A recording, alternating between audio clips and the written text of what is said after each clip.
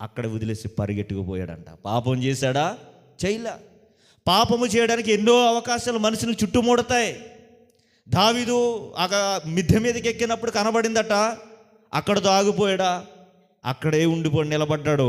ఆ పాపం ఏం చేసిందంటే మనిషిని కట్టేసింది. యోసేపును కూడా పాపం తరుముకుంటూ వచ్చింది. నిలబడ్డాడా? పరుగులు తీయడం ప్రారంభించాడు.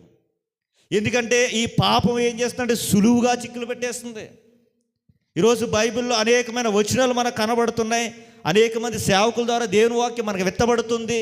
వాక్యంలో ఎదుగుతున్న వారు, దేవుని సన్నిధిలో ఎదుగుతున్న వారమే. ఎందుకు పాపంలో పడిపోతున్నామంటే ఎక్కడైతే దేవునికి నచ్చినది ఉందో, ఎక్కడైతే పాపం అనేది వస్తుందో అక్కడ మనం నిలబడిపోతున్నాం. కాబట్టి పాపం మనల్ని ఏం చేస్తుంది? కళ్ళెం వేసి లాక్కుపోతుంది. ఒక దావీదు దేవునికి ఇష్టానుసారమైన మనుషుడు, అంటే ఒక భక్తున్నే పడేసిందంటే మనమెంత ఆఫ్టరల్ ఈడ్చుకుపోద్దంతే. నువ్వేదో ఫోన్ అంటున్నావు, ఇన్స్టాగ్రామ్ అంటున్నావు, స్నాప్చాట్ అంటున్నావు, నా మీద నాకు నమ్మకం ఉంది అంటున్నావు, మళ్ళీ ధైర్యంగా. దావీదు భక్తుడిని లాక్కెళ్ళిపోయింది. నువ్వెంత ఆఫ్టరల్, నేనెంత? సింపుల్గా సులువుగా చిక్కులు పెట్టు పాపం అన్నాడు. సులువుగా. నీకు తెలియదు అసలు. తడిగుడ్డతో గొంతు కోసేస్తారంటారు చూసారా? మనకు తెలియకుండా అలాగే తడిగుడ్డ కడతారు, అందులోంచి అలా వెళ్ళిపోద్ది అంతే మటాస్. మనకు తెలియకుండా మనం ఏం చేస్తుంది తెలుసా? పాపం ఎక్కడో లేదు, మన చేతుల్లోనే ఉంది భయంకరమైన పాపం. ఈరోజు యవనస్తులు ఎక్కువ ఇన్స్పైర్ అవ్వాల్సింది దేనికి అవుతున్నారంటే, ఇదిగో ఇందులో రీల్ చూస్తున్నారు, అదే విధంగా ప్రవర్తిస్తున్నారు. ఒక తల్లి దగ్గర, ఒక తండ్రి దగ్గర ఎలా వ్యవహరించాలో రీల్స్ చూసి నేర్చుకుంటున్నారు. అదొక గొప్ప. ఒక టీచర్కి ఒక స్టూడెంట్ భయపడేవాడు, గజ గజ గజ వణుకుపోవడం టీచర్ అంటే.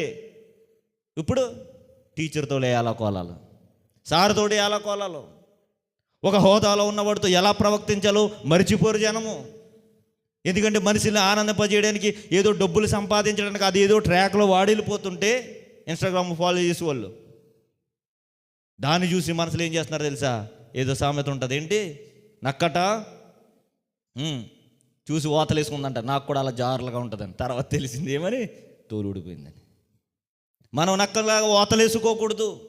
ఎందుకనంటే మనకు ఎన్నో కనబడతాయి, వాటిని కాదు మనం ఇన్స్పిరేషన్ చేసుకోవాల్సింది. దేవుని భక్తులు మనకు బైబిల్లో కనబడుతున్నారు, నేరుగా దేవుడే మనకు కనబడుతున్నాడు. యేసుక్రీస్తు వారు ఒక ఛాయిగా మనకు ఎలా బ్రతకాలో చూపించాడు. ఈరోజు ఎక్కువ యవన స్థితిలో మనం నిలబడలేకపోతున్నామంటే కారణం ఏంటంటారు? నువ్వున్న చోటనే పాపం ఉందని నువ్వు గ్రహించట్లా. కీర్తనలో అంటూ ఉంటాడు కదా, దుష్టుల ఆలోచన చెప్పున్నాడు, పాపుల మార్గం అని నిలవద్దన్నాడు.